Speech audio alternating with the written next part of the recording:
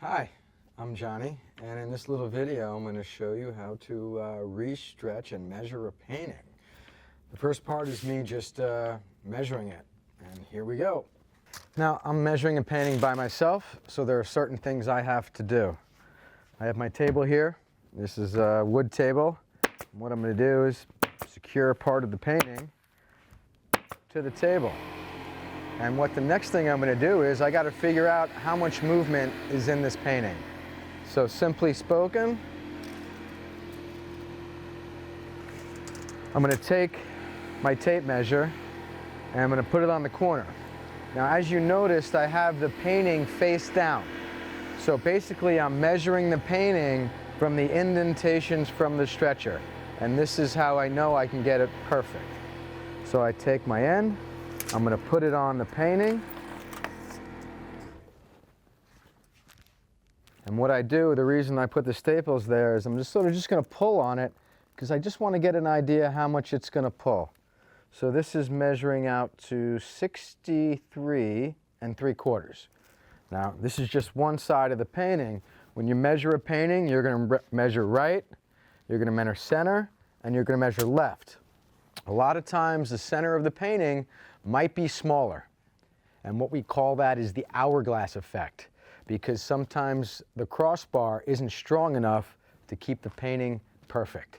So this is why we do this method. So I'm going to move now, and I'm going to put my tape measure in the middle of the painting, and we're going to see how well it comes out.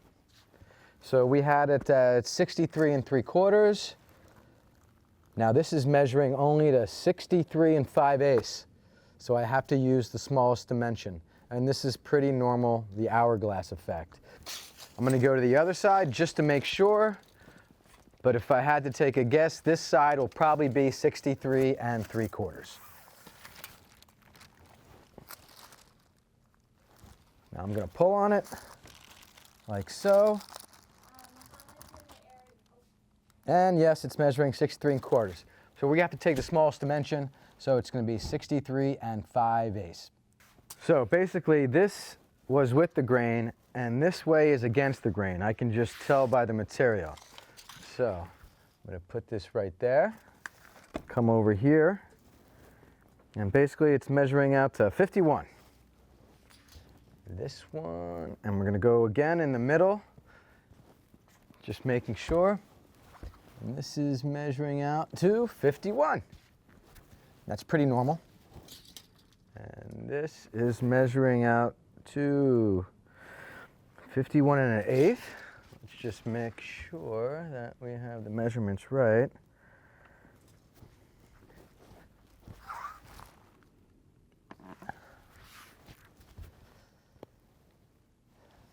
We're going to do, it's measuring to almost 1/8, so we're going to do it to 51 1/8. You always do it a couple of times to make sure. We're going to do 51 1/8. So basically we figured out now that this painting is 51 1/8 by 63 5/8. I believe that's what it was. Let me just make sure. Yep, 63 5/8. And we have it measured. And this is the easiest way to do it. We kind of want to stretch it ourselves to make sure we get the proper dimensions. So all we're doing is going to manipulate the stretcher, make sure it's in that corner there.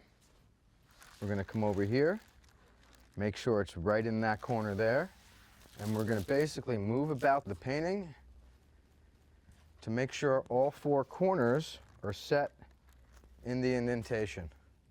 Once it's set in the indentation, all we have to do is start stretching now. It's really not difficult. What we want to do is just throw some staples in. And remember, we're not here to stretch it tight.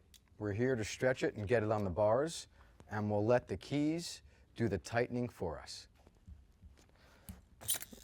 So we're pulling a little bit on it.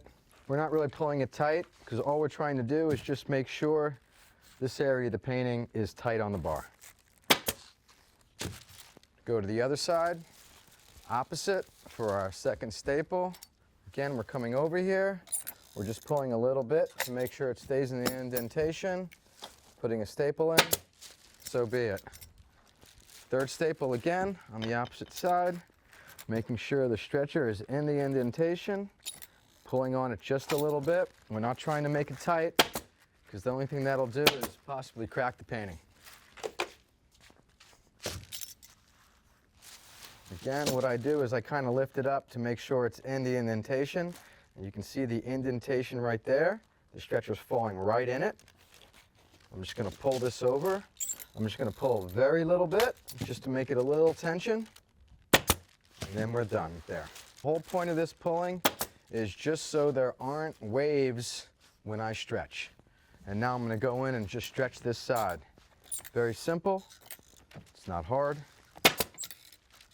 If you notice, I'm not really pulling hard in it. The whole point is just to make sure the stretcher stays in the indentation, and because we already have it lined up, it should be pretty good.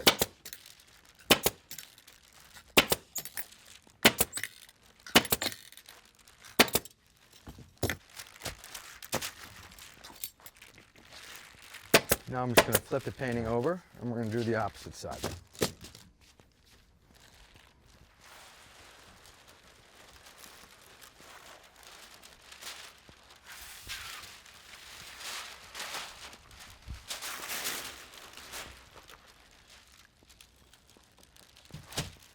Lots of glycine, no scratches.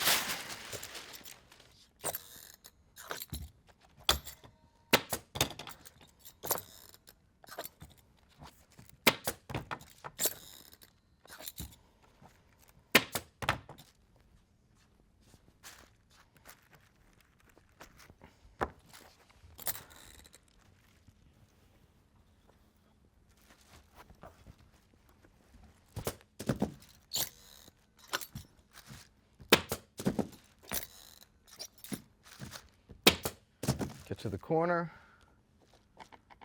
popping our plug out, that helps keep it square, and we're just going to follow how the person or artist previously folded them.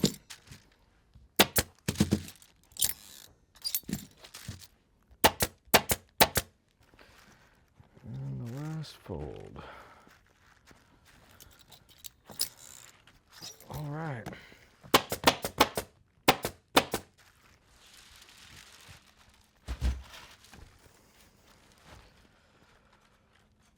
Looks pretty amazing. We're going to check now the tightness, see if we have to put any keys in. We generally don't have to. It's coming off the bars, but we'll just put like 1 or 2 keys in just to make it look amazing. This will give it just a little bit of tension.